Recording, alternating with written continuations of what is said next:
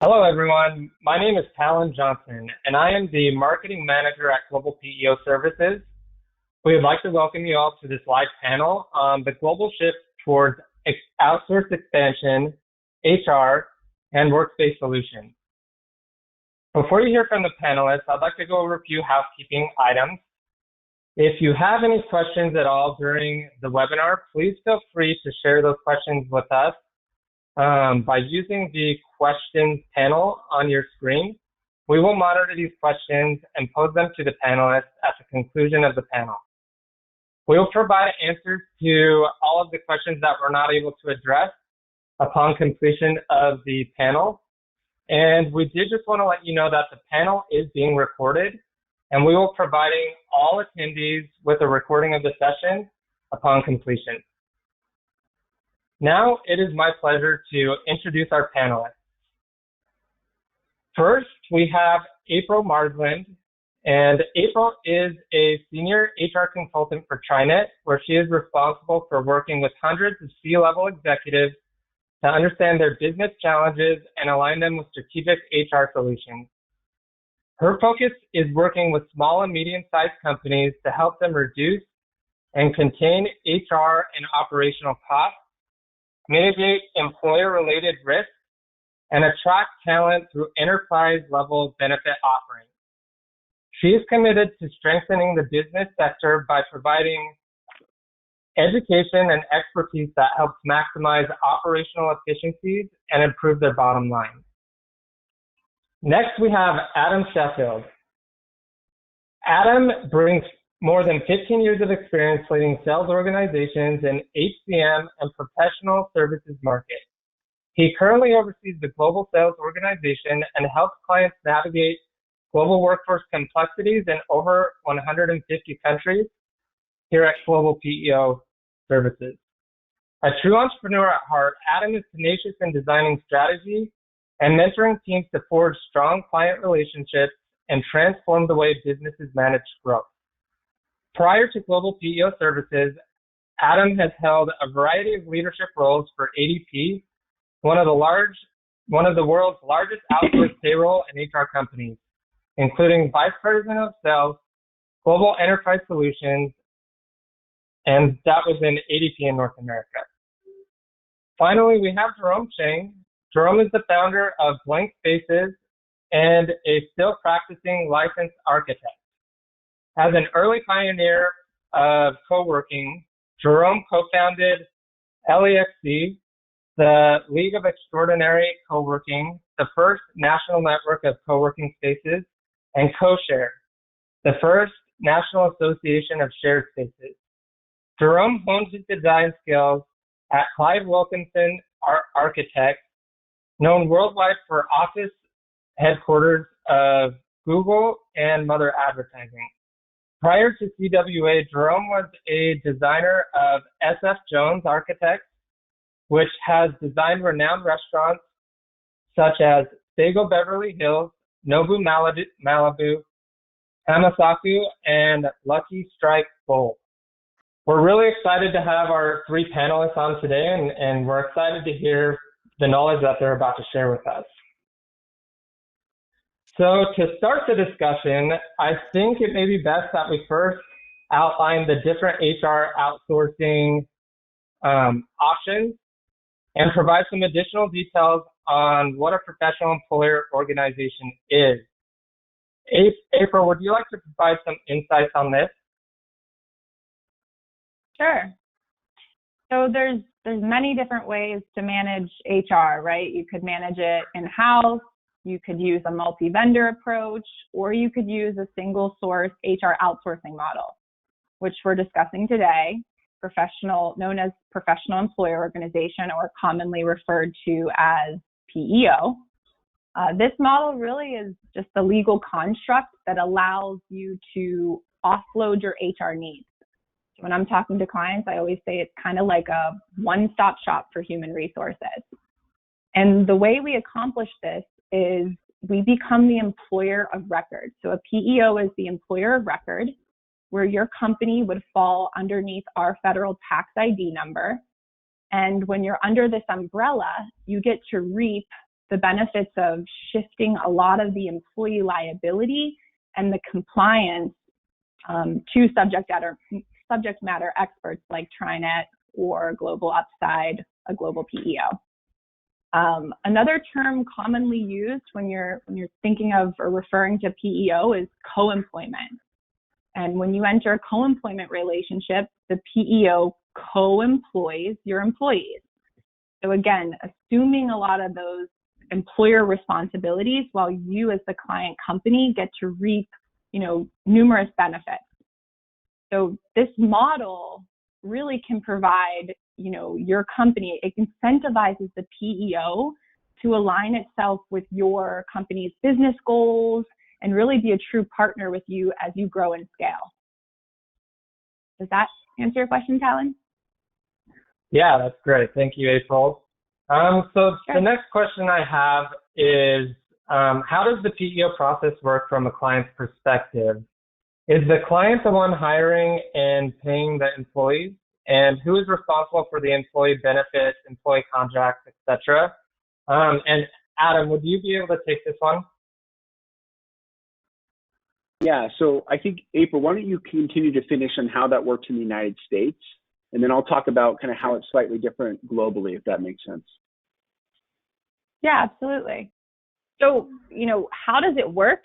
It's very simple, right? So you partner with a PEO, whether it's in the US or Adam will mention global, but you still remain in full control. So from who to hire, who to fire, what's the overall business strategy, defining the culture, that's all, you retain control over that. Where the PEO steps in is really, we're that partner on the back end. So when it comes to the responsibility of administering benefits or employee contracts, this is where you have a distinct advantage partnering with the PEO because it can get super complex, for one. But when you think about right now, your business right now might be moving to being a remote workforce and people are moving out of state. And now you have to set up unemployment in different states. You have to set up workers' comp in different states. Now you have employees that need benefits in different states. How do you administer and manage and stay abreast on all the new laws and regulations in those states? So where a PEO would come in is we would help by streamlining all that functionality. We would make sure that everything was in compliance based on all the different states that you operate in. And give you back time so that you're not focused on, you can focus more on the strategic aspect of running your business rather than being run down by the byproducts of running it. So the other thing I'll just mention too is because when you're partnered with the PEO, it's such a large network of companies and other employees, we use our economies of scale to gain access to big company benefits. So when you're attracting or retaining all the talent out there, you can rely on your PEO partner to get you access to those benefits. Medical, dental, vision, the full gamma. So I think, Adam, you can probably highlight more on the complexity operating globally now. Yeah, sure. Thank you, April. Now, it looks slightly different outside the United States. So where a company would utilize a PEO type of service or employer of record type of service outside the United States is when a company doesn't have an entity in that country, right? So it's not co-employment like it is in the US.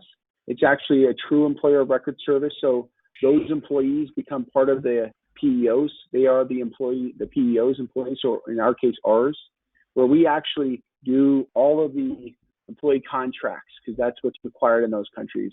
All the statutory requirements, all of those things to be in compliant, that's on us as the employer of record in those countries. So slightly different than what you have in the United States. As far as benefit goes, we provide benefits. Obviously, there's statutory benefits in those countries, but there's also supplemental benefits and additional benefits that companies might want, and they have that option to pick from the employer of record provider as well internationally. So slightly different than in the United States, but still very similar concept. where you're relying on another company to take care of those needs for you so you can focus on what matters most. The way I like to think of it this way, Callan, is on the international side, we're responsible for the compliance aspect of that employee. You still manage the day-to-day aspects of what that employee does, what they do, all of those things. Of all intents and purposes, they act and think like your employee. But on the back end, the compliance piece, all of those things that are compliance in nature, you rely on us to provide that for those employees. Okay. All right. Thank you, April and Adam. To continue kind of that thought around that, April, this is another one addressed to you. So why would a company use a PEO, and how would you determine if a PEO is the right option? And what are the benefits of using PEO services? Sure. So why would a company use a PEO? So there's tons of reasons why a company would use a PEO, and how they go about determining if HR outsourcing is a good fit for them. I could go into a lot of this, but I want to hand it over to Jerome to actually answer this question, because about 2 years ago, I brought Jerome on as a client to TriNet, and although I'd love to say that I introduced him to PEO, he was already outsourcing his human resources. I just moved him over to the good side. But I feel he'd be most suited to answer, what criteria led him to outsourcing HR and how this experience has been working for him. So Jerome, I'm handing this one over to you. All right. Hi, so I'm Jerome. I'm in LA. I started with 2 or 3 employees about 12 years ago, and I was just using simple payroll to process my payroll. I switched over and over the years, I needed to add workers' comp. I needed to, which I had as a separate vendor, State Farm. The need for healthcare became apparent in order for me to recruit and retain my employees, but also just to do the right thing. And so I was shopping around for insurance, and I believe I kind of hit some roadblocks. I stumbled upon the concept called PEO, which seemed enticing, because what it did was, it did a whole bunch of things, but most importantly, is provided all the things I needed as a one-stop shop. It provided workers' comp insurance, or provided EPLI insurance, which covers employers in case there are employee issues, and of course, it provided health insurance in the varieties of both the main medical plus vision and dental, accident, and various other riders. And then on the operational side I was never going to have an internal full-time bookkeeper, HR person, or anyone else who knew these items. And so I needed to be able to outsource this on a flexible basis, where I can call upon them for anything between employee issues to just counseling to strategic strategies on how to recruit and retain employees. So it really was the best of both worlds for me. I grew to 10, 12, 15 employees. Over the last year, I've dropped down to 9 employees. And so TriNet has been my flexible HR outsourced option as I have been contracting in the last year. But I plan on growing again, and again, it will expand with me as I grow. I have remote employees in other states. Primarily, most of my employees are based in the Los Angeles area of Southern California. But then that brings up another issue, is I would have never known how to manage an employee in a different state with completely different HR issues had it not been for trying to readily facilitate that. So it worked out great. I think anyone who has even a few employees should really recommend it, because you're not looking in the mirror and being upfront about the cost and the headaches of managing HR for yourself, even as simple as payroll and workers' comp insurance. Great, thanks, Jerome. Yeah, I'd just like to say something on that too. I think that even if you do have, a dedicated HR, in-house, whether you're larger than maybe Jerome's space and you have someone that's dedicated to doing that. It's super challenging to stay abreast on just, the ever-changing laws of HR. I mean, look at California. In California, it's required to do sexual harassment training for all of your employees. Well, in other states, that's not a requirement. Or updating your employee handbook, for example. I mean, it's so hard to, if the Department of Labor was to walk in and say, hey, have you updated your employee handbook in the last 6 months? You could always confidently answer yes, because your PEO takes on the responsibility of keeping you abreast and keeping you up to date on anything new that comes out. So, like Jerome's saying, maybe the headache, offloading some of that headache to the PEO, but then also giving you a peace of mind that you've crossed your T's, dotted your I's, and you're fully in compliance. Yeah, I think if you think about a lot of the COVID issues that have affected workplace liabilities, that thing is changing every single week in every single jurisdiction. I have locations in different city jurisdictions, and each one is different. So, and having a service team. Oh, go ahead, Adam. Sorry. Oh, no. I was just going to say, you can imagine the complexity, right, of all the ever-changing laws, and just multiply that by 100 if you go outside the United States. So, I mean, it's craziness. Different languages, different, work councils that you have to abide by. Very, very challenging. And so, internationally, sometimes when you're looking to set up a PEO, what makes sense is you have to move fast. You got to hire someone, or you're just in a merger and acquisition, and you need to get something stood up, and you need to make sure that's taken care of properly. Those are some of the areas on the international side why it makes sense, so you can be compliant right out of the gate. Sorry, go ahead, April. I didn't mean to cut you off. No, I think just too, when you have your own HR team, and Jerome was mentioning COVID and some of the things going on there where people may be hesitant to come back to work, and how do you handle that if they refuse to come back to work? You have a dedicated team of HR experts that can guide you and provide you with the correct way to handle those situations, so that you're not getting into any gray area. We already live in such a litigious society. We want to eliminate any of that, because it's going to bog you down from running your business. So. Yeah, I think it's important to remember that there's two sides of this, right? There's managing your liabilities so that someone else is an expert to do that. But let's look a little more positively. Is, for example, as the rise of remote workers are going to become more standard, your workers may not even be in your city, may not be in your state, may not be even in your country. And so suddenly your HR responsibilities exponentially multiply. But it's a good problem to have, because now you have the ability to hire workers from anywhere. But just remember that when you do that, you will be simultaneously taking on both the responsibility and a liability for that. And now suddenly your HR needs are going to exponentially grow.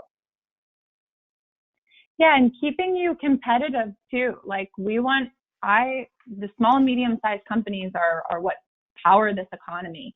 And so we want to employ you with, Fortune 500 benefits. So when you go to hire or attract somebody, they don't go and work for a big company with endless resources. They can come work for you, and you're able to give them what they would get if they went to go work for a large company and more. So yeah, highlighting more of the positive too is definitely a reason for considering a PEO option. Great. Sorry, Tom, back to you. Kind of on and based on that same note, April, is the client responsible for procuring the office space for the employees, or does the PEO handle that? So the PEO, so it's different, right, Adam, for you guys globally versus us? So just domestically for a PEO with us, we don't handle procuring the office space, but TriNet really does pride ourselves on being more of a strategic partner to our clients. So for example, if I had a client looking for office space in Southern California, I'm going to refer them to Jerome, especially if they're looking for flexible workspace. He has multiple locations there. So I would be very comfortable doing that. So when you have this huge network across the country, because TriNet operates in all 50 states, we have these partnerships and alliances. Furthermore, even with Jerome's space, you know, he has members at all of these different locations where he's trying to, you know, give tools and resources and support to help all his companies that operate out of his spaces the best tools for success. So we partnered with him to have an alliance to give them HR support and guidance too. So although we don't help procure the office space, we definitely make introductions. Adam, do you want to kind of shed any light on that in terms of how you guys handle that part? Yeah, for sure. I mean, Jerome, you mentioned that, you know, people want flexible workspaces these days, right? People want to work from home or work from anywhere. It's kind of a new concept, and you have employees all over the world. One of the things when you have a, you know, PEO outside the United States, again, we're the employer of record. You don't have an entity there in that country. So we can help facilitate workspace for your individuals. Obviously, you won't have an entity to sign up with. Maybe they can sign up with the U.S. entity that you currently have. It's possible, but we can help secure those things for our clients to make sure that their employees have a workspace they can work from.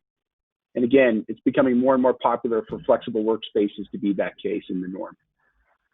Yeah, I just wanted to, you know, tie in that most of us underestimate the time you spend and the effort you make for things you don't know about.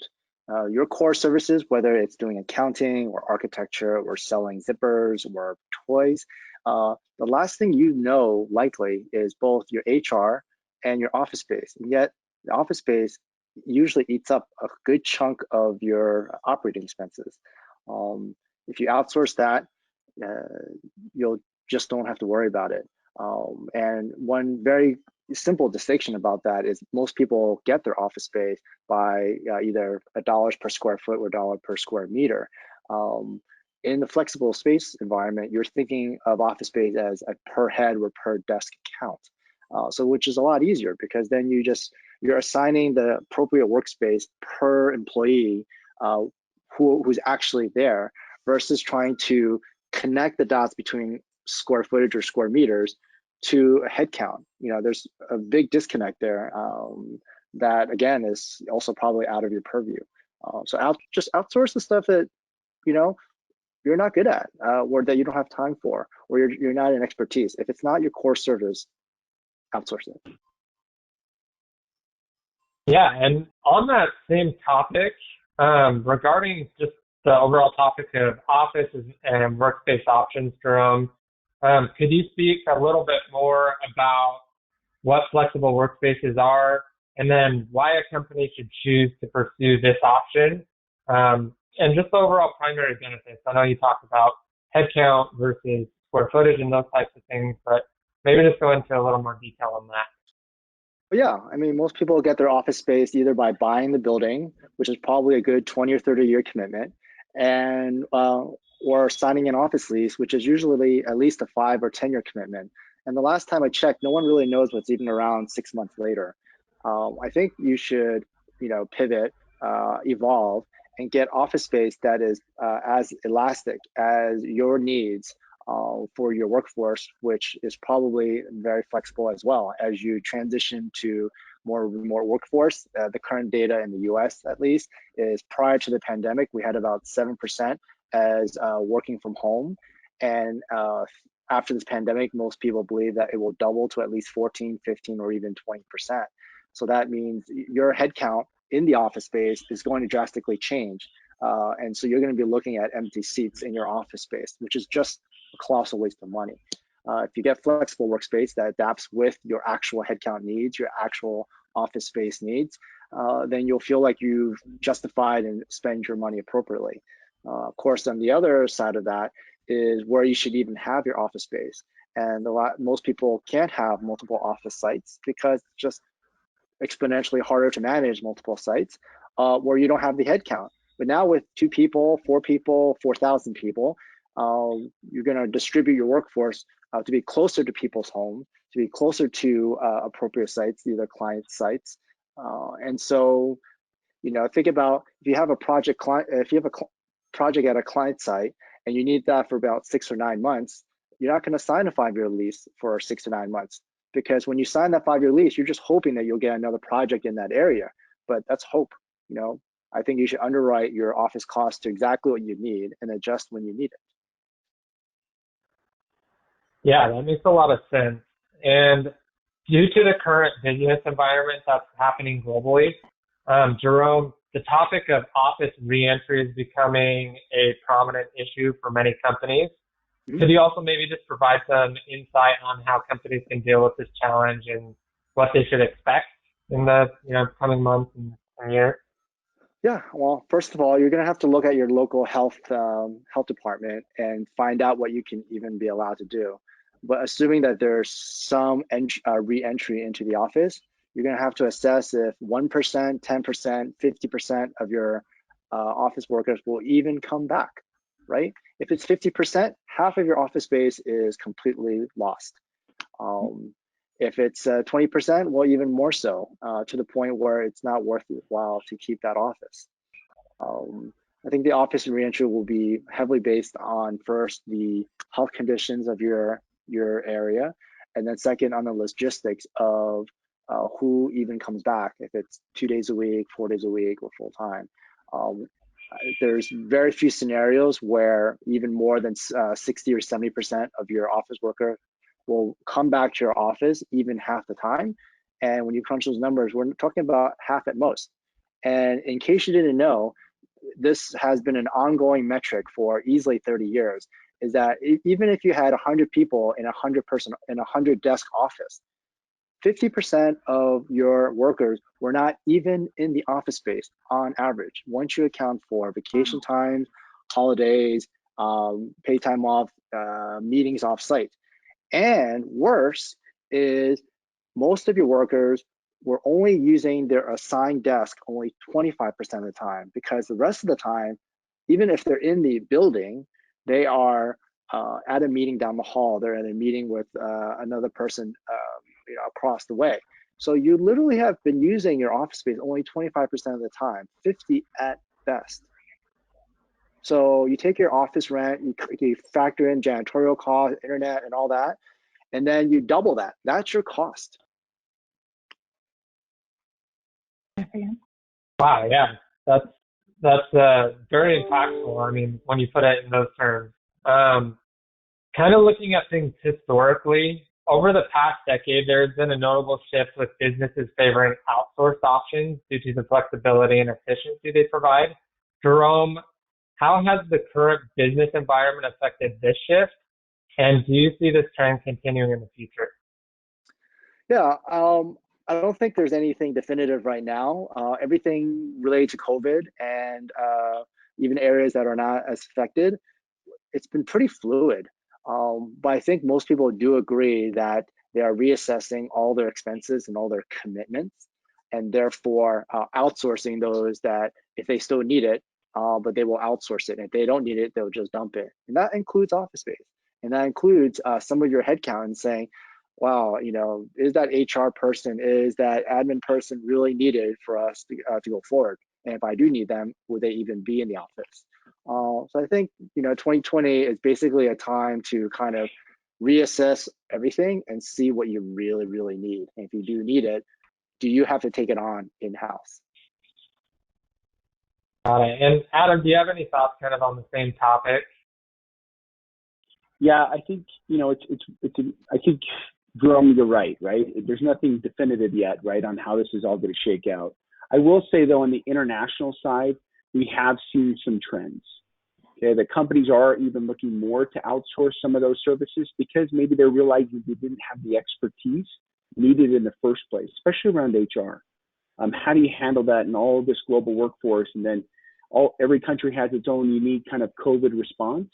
And how do you handle that, right, with leave and those type of things and working from home? There's all these additional resources needed. So we've actually seen kind of an increase in that outsourcing model instead of trying to hire expertise, as these rules and laws are very fluid. So it's easier to work with a vendor or a provider than to try to hire someone that knows all that information. So we've actually seen that kind of increase. And I think that trend will continue to hold. I think people will focus on what they do best and try to look at, okay, what's the most effective and efficient way to handle these other items that are very important, that need to be handled properly, but we can rely on someone else to do it better. Got it. And April, did you have any thoughts on that topic? No, I think Jerome said it the best. 2020 is really a time to reassess. I mean, we just have to look at everything from how we operate our business, where we're going to be, where our employees are going to be working and living. There's a lot of tools out there, and we don't know what we don't know. So just trying to get knowledge and figure out how to be better equipped in 2021. Got it. Great. Thank you. Adam, this one's for you. As we look more specifically at international expansion, what are the top challenges relating to setup and HR for companies as they expand globally? And how can global PEOs be used to address these challenges? Well, as far as like setup and how to handle those things, right? So a company has to decide from the get-go, how am I going to employ this person, right? Are we going to go through the process and setting up our own entity and increase those costs? Maybe it's a branch, maybe it's a wholly owned subsidiary in that country. There's all these costs associated with that, which is great and can be done. And then, okay, now that we've got that set up, how do we handle the ongoing aspects of it? Payroll, HR, the benefit components, right? Accounting, if there needs to be separate accounting that might need to be done for that country. What are my tax, liabilities that I need to be aware of in that situation? Or do I employ those people under a PEO, right?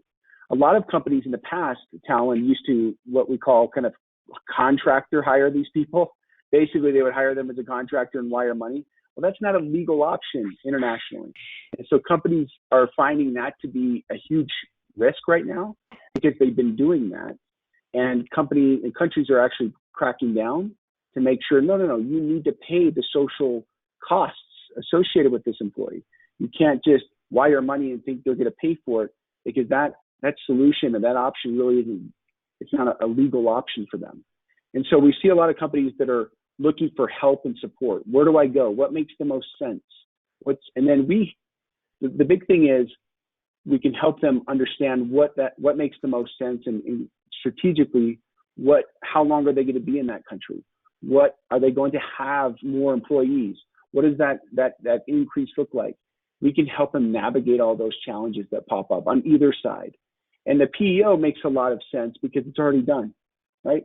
So all they have to do is we hire their employees on behalf of them. It makes it really simple. They have one organization that's handle all of it for them. They don't have to worry about those things. They can get to work right away.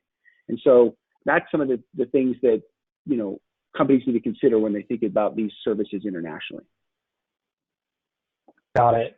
And April, could you just give some insights kind of domestically on that same topic? So it was specifically, what are the top challenges relating to set up an HR for companies as they expand, here domestically? And then what can just PEOs here in the U.S. be used to address these specific challenges? Sure.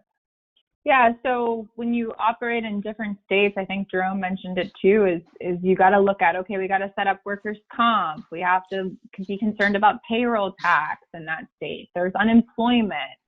And, I recently talked to one client, and they were saying that they were on hold with, the governmental agency that sets it up for hours.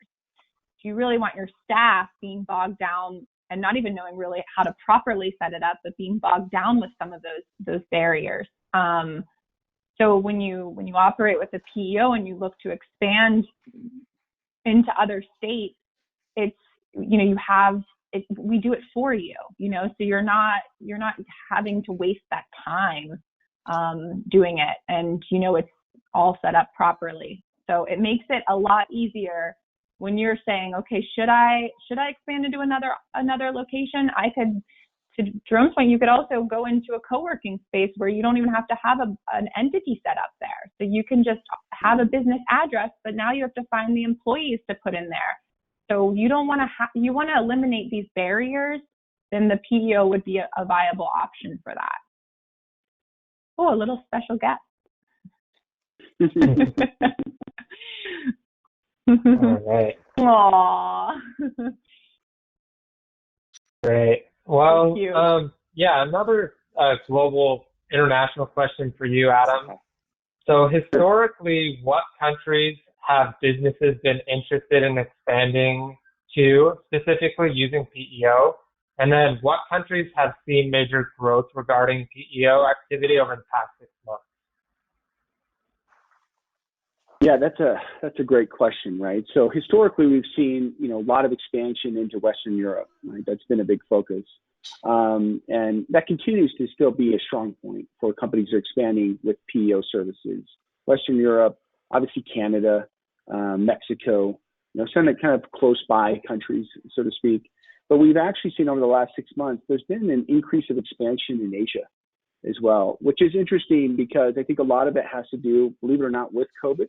I think some companies are wise enough to say, we can't just rely on certain markets like the US market only or, the UK, because what if the UK shuts down again, right? How does that impact their business? So that now that they're starting to see, they want to expand where they're marketing to, and who are they selling, whatever the case might be. So we're seeing Asia to be a stronghold. We're seeing a lot of shift to think places like Singapore, right, versus China. Hong Kong has been kind of on the outs, so we see actually a lot of increase in Singapore, a lot of increases in Vietnam, in Thailand. So a lot of areas in the Asia region that we've seen a lot of growth with PEO lately. Got it. Great. Well, thank you for that. So those are all of the planned questions that we have. I do want to move over to some of the audience questions that have come in. We had some submitted during the registration process, and we've had some come in as well just throughout the panel itself. So let me pull those up real quickly. So first off, this is a global PEO question, Adam. So if a company has US and global question. So if a company has US and global PEO needs, how do you facilitate both? And so maybe you can kind of answer that, April and Adam, and go into that. Adam, I'll hand that to you. Yeah. Okay, great. So so we work with we will work with April's team, right, and to make sure that the U.S. piece is done, because we don't do U.S. because it's a whole nother animal, and they're the best at it, right? So let TriNet handle all of those those aspects. It's not what we do, and so we work with them to make sure that those things are secure. And we see this a lot. Even giving examples, a lot of private equity business, right? A lot of divestitures that are happening.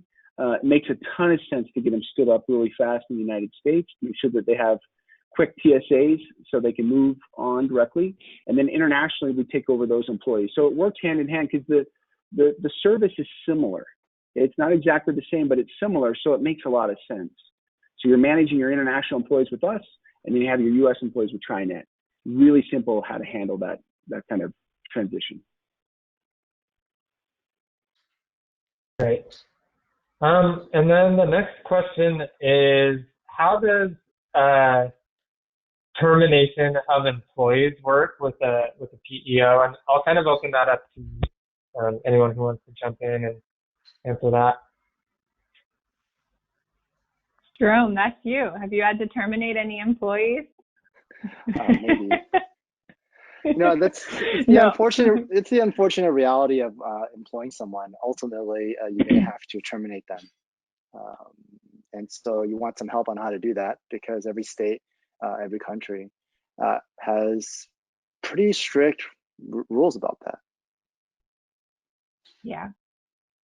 Yeah, so there's technology that can help you cross your T's and dot your I's when you're terminating people, because you have to work through making sure that the COBRA is handled in that state, or unemployment, or getting them off of workers' comp, all those technical pieces. But some situations require talking to someone and getting guidance around, what are some things that I should be aware of? What are some things that I should discuss? Should I do something first before terminating? Could I put in an action plan to kind of mediate the issue? So when you're with a PEO, you have that trusted team of experts. Yeah, and talent, internationally, at-will employment doesn't exist, right? So you're actually dealing with employee contracts. So our recommendation, if you have to make a termination with an employee for whatever reason, we actually work hand in hand with our client to make sure it's done properly. Because there's nothing worse than making a mistake in that aspect, especially internationally, and then having to incur additional costs and legal fees that were unnecessary. Right. Yeah, definitely. That makes sense. Another question that we had come in was, what happens when we grow and have a large number of employees? Will a PEO still fit? Yeah. So we work with companies of all sizes, and they can go. I mean, we're a publicly traded company, so I can't say which clients have left us because they've grown to be so successful and large. But we have companies that are as small as 5 employees all the way up to, in the thousands. So it just depends on what you're looking for, what your unique business needs are, and how much of that you want to outsource or potentially partner with a PEO on. But it can be of all sizes and all different industries. Is that the same? Is that true as well, Adam, internationally? Yeah, I mean, so we service a lot of clients, very large organizations that still use PEO. They might use PEO in a handful of countries, right? As they grow and expand, one of the things that we bring to the table is we actually have that conversation with them, because there might be a point where it makes sense for them to set up their own entity in that country based on maybe they need warehouse, right? They need a warehouse, they need that type of thing, then they need their own entity. And we can help them transition those employees to their own entity. And we help that other aspect, like I mentioned before, we help do those a la carte services for them so we can continue to have that life cycle kind of relationship with them in that country. Great. Another question that came in was, my employees want to move to Ireland for a year to work, but we don't have an entity there. Will a PEO help us make it happen? And Adam, yeah, so I'm assuming that one's mine, right? So to answer your question, we're getting this a lot. We're getting this a lot. I think people with COVID, with the COVID situation, has caused people to think, okay, I'm working from home, but I want to work anywhere I want, right? We've actually seen this with executives in some of these organizations that say, hey, I've always wanted to go to Ireland. I'm going to go work in Ireland. It's not going to make any difference if I'm in California or Ireland. I'm going to make sure that I work those time zones. I'm going to do it. Well, that's great. The problem is you need to facilitate the way to hire them properly. And yes, the PEO can help with that, right? We can set that up so those employees can go and work in those different countries for that, year period of time, or it could be 6 months. We help facilitate that, so make sure that they do it properly. Okay, great. Another international question, Adam, and April, maybe you can answer the same question domestically. But do we need to set up a bank account in the new country when going with a PEO? And then for you, April, is there anything special kind of on the financial side that you need to do for domestically? I'll just answer that real quick on the international side. So you don't need a bank account to set up, payrolls or anything like that internationally. We facilitate that. So that's something that we handle for you. So there's no need to set up a bank account for payroll purposes. If you're doing some other transaction, then that's where we get in that conversation about setting up your own entity, because that might be needed. But we help facilitate those kind of complexities that pop up. Go ahead, April. Yeah, and domestically, whichever bank that you work with now, you would just continue to have that banking relationship, and we would work with you to draft payroll or any costs associated with working with a PEO. Okay, great. A few more questions. So one is, how affordable is healthcare insurance, and does the PEO handle it? It's free. No, I'm just kidding. So the one big benefit The one big benefit of working with a PEO is we have the economies of scale to gain access to rich benefits across the whole country. And we work with all A-rated carriers. So yes, they're going to be more affordable. You're going to have more choice, more options. So if you think about going to work for, I don't know, Google, Facebook, very large companies, they have a lot of perks because they have that huge size. So by being a part of TriNet, you're part of that large group, you're going to get access to rich, affordable benefits as well, and lots of options. I can't say what exactly the price would be because it's really based on the demographics of your group, but it's very simple to go through the process if you want to take a look at the PEO and get kind of those numbers before you make any decision of whether or not it makes sense for you. You would get all of that when we went through the discovery process. Okay, great. Another question just came in. So do PEOs partner with Workspace AI platforms that handle seat planning for different worker types, such as hybrid workers, remote workers, in-office workers? Not sure if anyone has any insights on that or...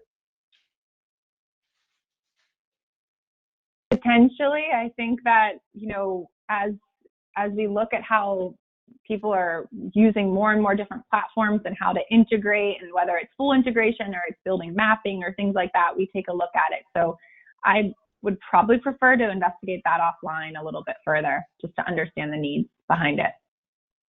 Got it. Okay, perfect. And then another one that came in, and I think we kind of touched on this topic a little bit already, but can a PEO work for an enterprise company and provide support for a company that plans to expand from 30 to 500 employees over the next 2 years? That's more specific. Absolutely. I mean, companies that are in high growth mode, the ease and use of having, like Jerome was saying, whether you're growing or you're scaling back, we kind of go with you. So we want to help you, get to where you want to be as quickly and as efficiently and in compliance. So that we can work with you and help, as you grow. Yeah, I would agree with that, Talon. Same thing on the international side, not a problem. It's a budget. You can budget for the number, right? There's no surprises. It's easy for you to budget those things as you expand and grow. Got it. Yeah, we just had the same question come in on the global side, Adam. Is global PEO for small companies only? But it sounds like it kind of just, small and large. Yep, absolutely. Okay. Jerome, I think we had one come in that was that you could answer. So how did you evaluate vendors when choosing a PEO solution? So specifically, how did that process go for you?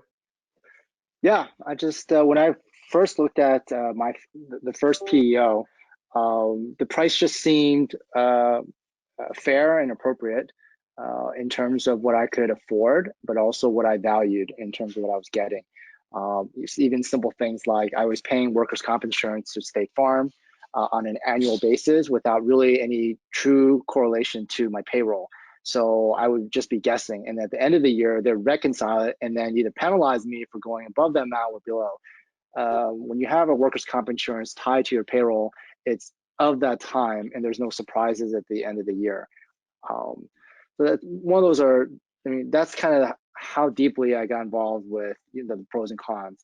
But the truth of the matter is when I switched over to TriNet, April basically took my paperwork and said, let me do a full audit and realized and noticed how much I was overspending in so many areas where the other PEO was basically skimming off, like padding in various components of my HR in order to make their margins, but then there were hidden costs that I was paying for. And so by going with TriNet, I both got a better solution and actually a cheaper solution. Great. Thanks, Jerome. Okay, just a few more questions. We are running low on time, so I think we have time for a couple more questions and maybe some closing remarks. But when a company uses a PEO internationally, to hire, who handles the employment contract? And Adam, can you answer that? Yeah, sure. So what the PEO does, right? So we are responsible for the employee contract. Again, we are the employer of record. So we work with that. We make sure that we facilitate that. We share that information obviously with the client of the employee contract. I mean, there might be something they want to add, and we work with the client to make sure that we're adding the right things. Make sure that it's legal to add those things. That's the other thing. You can't just take an employee contract and paint it across the board, across the world. It doesn't exist. You can't even do it in the same country, depending on the work council that person falls in. So it's important that that PEO actually takes that on for you, so you don't have to worry about it. That's the nice part. Okay. And just kind of in that same, I guess, thought, Adam, this one's for you as well. Do PEOs provide immigration and global mobility services? I guess that could I know be we domestic do. as well. Yeah. We True, do as well. domestic as well. Yeah. Yeah. So we help facilitate that. Yep. Yeah, I brought on an employee that had a work visa related to her spouse, and trying to facilitate that. It wasn't the usual straight path, but they knew exactly which path to onboard this employee. She herself didn't even have the visa. It was really only associated through her husband, which, as people in the immigration sector know, is slightly more complicated. Okay, great. So we're running low on time. I did want to give each one of our panelists just a moment to, give any final remarks that they wanted to share. Why don't we go April first, then Adam, then Jerome. Just share any final remarks that you'd like to share with the audience before we end today. Well, thank you so much, Talon, for moderating the panel, and thank you to both Adam and Jerome. This was a really great panel, and I'm very grateful to everyone that joined. I think right now we're super, there's so much on our plates. It's really challenging. I know many of the business owners on this call, around the world are trying to find ways to really increase efficiencies, mitigate risks, reduce or contain costs, and I hope now that, through this discussion, you at least know that there's some options out there. And I'm wishing everybody a really successful 2021. Yeah, exactly. And my kind of closing thoughts, the same as April's, right? So first of all, April, thank you. Jerome, thank you. Fantastic to have you guys on a panel. Talon did a great job to moderate this. My thought is this. It's simple. This is a great time. There's other options out there. Right? You don't have to think that this is the way it's always been done for the past 30 years, that that's the right way. There's other options. There's other ways to think about your human capital and how you hire employees or where they work, right? And how do they work and what type of locations, are provided there. The right kind of mix that we have on this panel can help facilitate that, to help solve complexity, not just domestic, but internationally. And we're here for you. Companies like the three of us that we represent can help facilitate those things with some very effective ways of doing it and giving you good guidance so you don't make any mistakes, and you can get to work, right? You can get back to work and start bringing revenue in for your organization. Yeah, I think my participation in this hopefully will connect with a lot of the small and medium business owners out there. You don't have to be this giant, large corporation to think comprehensively and to be smart about where you spend. I only have 10 employees, and I think I represent a typical small business owner out there with a headcount that I wonder how much I need and where I need them to work. So just reassess everything. Great. Well, thank you, April, Adam, Jerome. We appreciate your insights today. April, could you just, if people want to learn more about TriNet or if they want to get in contact with you, how can they do that? Yeah, I think the best way would be email. And if you're sending out the webinar, we could send out my contact information that way. Just my name and TriNet, but we can send it out. I'm happy to talk to anybody further or answer any additional questions. Okay, and then same thing for you, Adam. What's the best way to contact you? Email as well? Yeah, I agree with April's comments. Yep. Send out that Okay, information perfect. with the recording. Mm-hmm. Okay, and then Jerome, what's the best way for people to contact as Yeah, well? email's fine. I think something that wasn't mentioned is that you can find me on LinkedIn. There's a lot of things I post related to best practices. I think it'll be hard to find anyone else with my combination of my first and last name. That's an easy search. Perfect. All right, sounds good.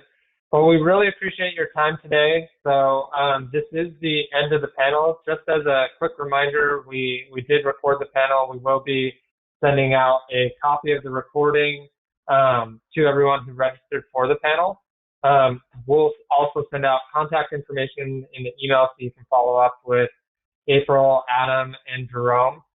We did have a few questions that we weren't able to get to, and anybody who asked any questions that we weren't able to answer, we'll also send out answers to those individual questions to you individually. So we want to thank everyone for their time today and hope you have a great day. Thank you so much. Bye-bye. Bye. Thank you.